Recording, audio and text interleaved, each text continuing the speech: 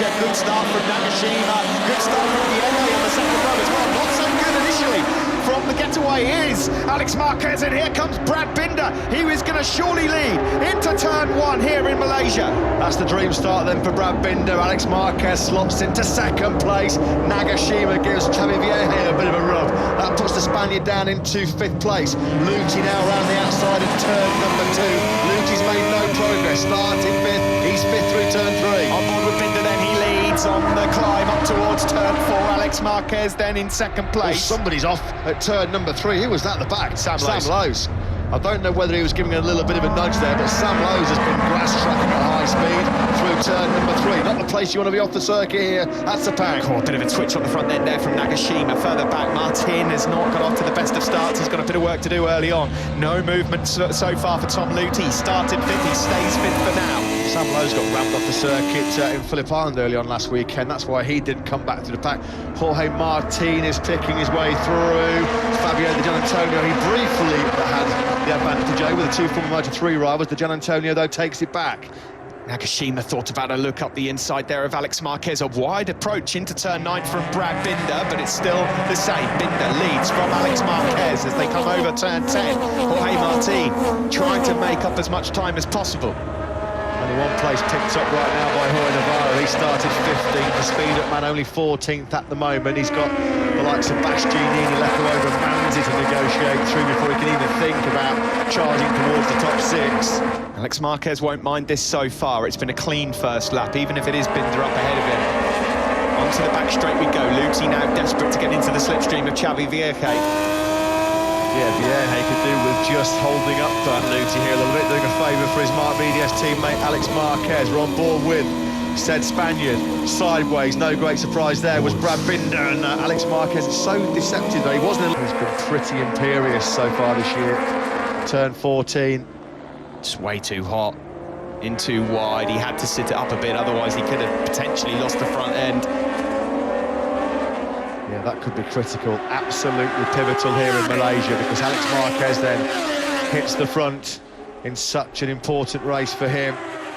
This is a replay then of Binder going through on Nagashima, but then with the slipstream effect, his braking marker adjusted somewhat, in too hot into turn one. This is the gap then as you look at it right now. Alex Marquez leads from Brad Binder, the gap already down by a tenth or two. He's a big lad, Nagashima, isn't he? He would have punched a nice big hole in the air for Binder coming out of that final corner. You can see Binder straight away, he's able to streak away pretty comfortably from Nagashima in third place. The advantage that Marquez has, just under 8 tenths of a second. So he's found a couple of tenths already on this lap, but he needs help. He needs more than just his own talent to try and ruffle up Alex Marquez here. Both of them went heavy into turn 15 then. They head on to the start-finish straight. They're getting the signal.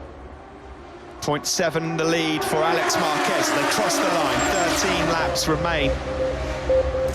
Yeah, you see Binder did snap back by half a second on Alex Marquez that last lap. 2:06.8 from Marquez, 2:06.3 from Binder. That's a brilliant response.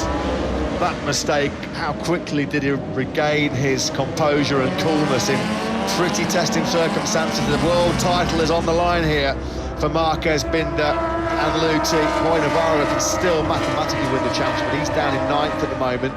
14 laps to go, sorry. There's been a change a bit further back. Remy Gardner's lost a couple of places. He's dropped behind Navarro and Marini now. Stefano Manzi still going well up ahead of Bedsecki. I wouldn't mind a look at the rear tyre of Brad Binder at the end of this race. If there's anything left of it at all, it will look like chewing gum by the end of this. He is backing it in everywhere, the number 41.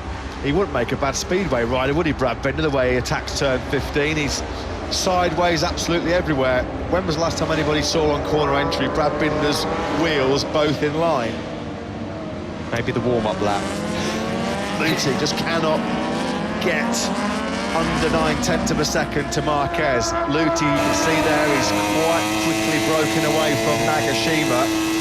Tom Luthi is not known for being an aggressive rider, but perhaps that's been an Achilles heel in his pursuit of a world championship in the past. Well, he's got to go for it now. Oh, Manzi's gone down. Stefano Manzi, who was having a really, really good run. He was actually going for point-scoring finishes in 3 races in a row for the first time in his Grand Prix career. He was on course for that as well. He was 12th, the Italian, turn 2.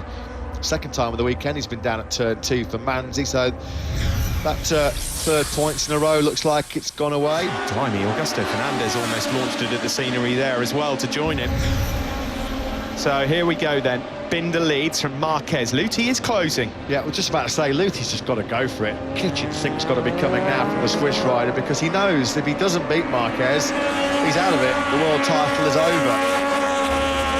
Main goal coming here, Dynavolting TAC GP said all weekend we've just got one mission, and that is to at least have Tom still in contention for the title. It doesn't matter if we're 24 points behind, it's highly likely we'll be world champions, but we at least want to go to Valencia and keep the pressure on Alex Marquez, because who knows, in those final round pressure cooker atmospheres, anything can happen. So the onus now is on Luthi to try and find a way through, to catch and then pass and then hold off Alex Marquez. All sounds relatively easy, doesn't it? Binder looking untouchable. Tom Luthi through sector 1 and 2 is closing on Alex Marquez, but then he just loses a tiny bit of time in the final sector. Yeah, at the moment Marquez has got Luthi relatively comfortably covered by the looks of it, because Luthi just has not been able to get the gap under half a second. He keeps getting close, it's around 6 or 7 tenths, and then Marquez is just able to attack again and keep that gap. Now Binder's gone.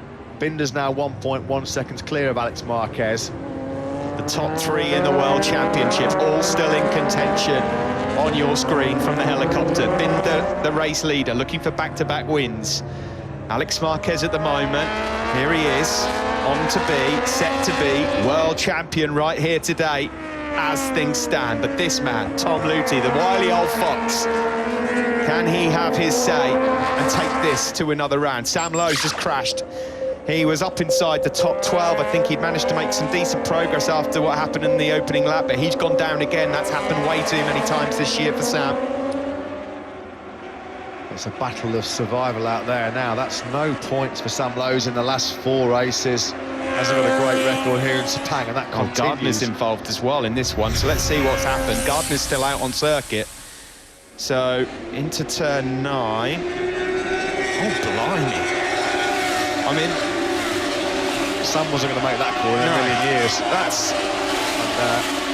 That could end up with another visit to race control. I was going to say the FIA and MotoGP stewards might want to book an appointment with Sam Lowe's before he clambers back on a plane back to Europe tonight.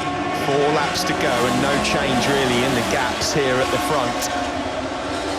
Further back, there's a good battle going on for 4th. Xavi Vieja's now gone through on Nagashima. Lacuona's still there as well, and Navarro's showing his late flurry.